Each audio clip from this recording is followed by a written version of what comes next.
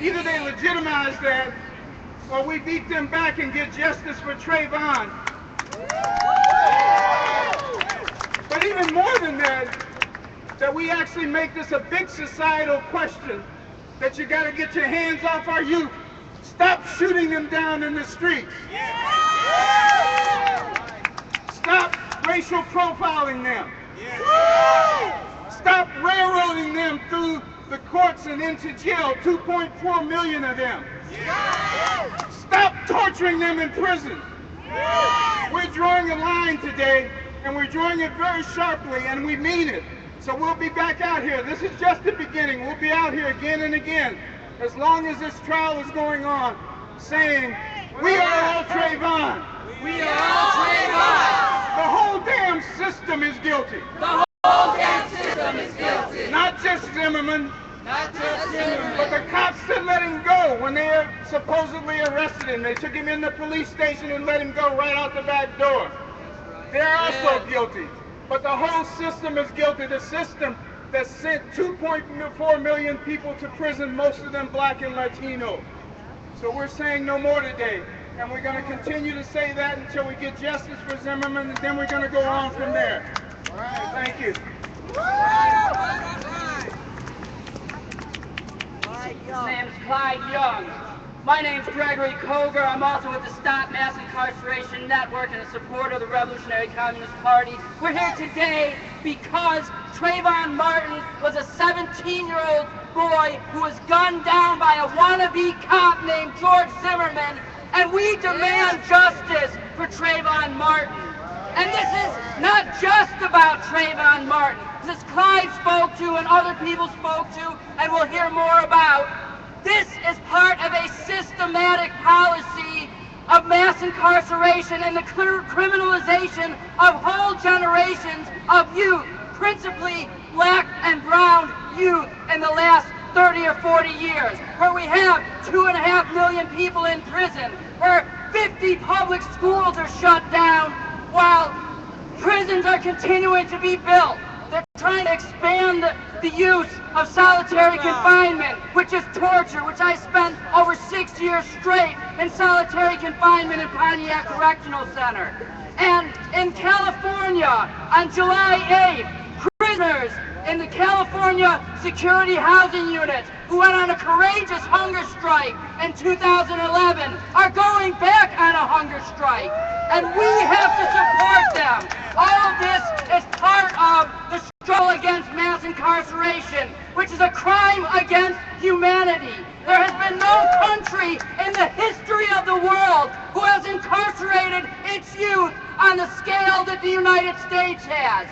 The United States has 5 times the number of young black men in prison than apartheid South Africa, the most universally condemned racist regime in the history of the world. America's beating that, even with Mr. First Black President, who will not say a goddamn word about the millions of black and brown youth who he's presiding over, torturing and locking up.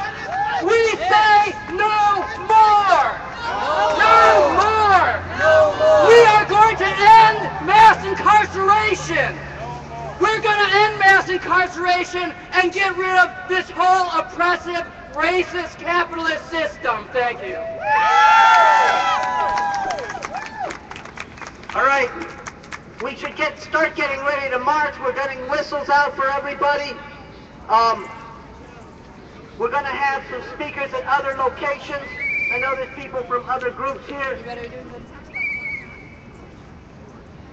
I'm doing good. How about you? The Guantanamo, right now as they're torturing people in U.S. prisons and people are going on hunger strikes soon to demand an end to that torture, we have brothers in Guantanamo who are on hunger strike, tortured in Guantanamo, held illegally at this point. Guantanamo Bay Prison in Cuba. I want to have, as we get the whistles out, as everyone start lining up to march, I want to have a poet from Lyric come up to speak. As I said, there's other organizations here. We're going to stop at various spots and have other people speak as well. But if my brother from Lyric will come up and do a poem right now.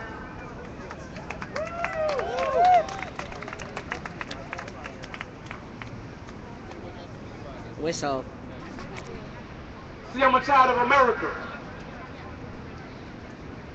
See, I'm a child of America. See, I'm a child of America, where my color is a crime.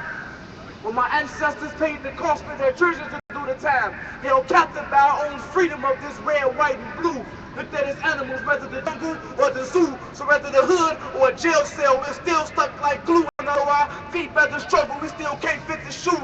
And our backs yield the pain that our ancestors felt. Yet they didn't have our backs, they just collected the wealth. You see, the more poor, the more they rejected our help. Passed us right up like we were all stealth. Flew right over and oh no, no help. Nothing in store for us except reloading the shelf. Obeying the boss, getting beat with no belt. And when Uncle Sam come, you better brace yourself. You can't face yourself because you hate yourself. So how can you love your brother, your sister, your kids, or even your children's mother? See, we were raised off self-hate, all thanks to Willie Lynch.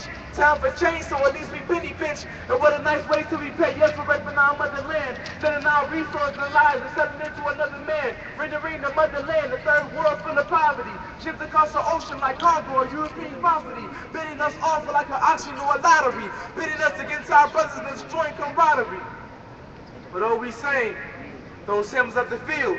See, it was the stone that built this nation's economy, yet they embedded the ignorance, so we paint our faces white, a mockery. In a renaissance that flooded the Harlem streets, made KKK want to tie rope around the tree. See, they sent our men to fight the war of stolen nations, then regulated our freedom with the emancipation, disguised it with the hate that they call segregation. So, with this freedom came many complications. See, civil rights was a fight that Malcolm X was ready for. Reverend King turned his cheek to him, Rosa Parks gave the motivation. We all Trayvon. The whole damn system is guilty.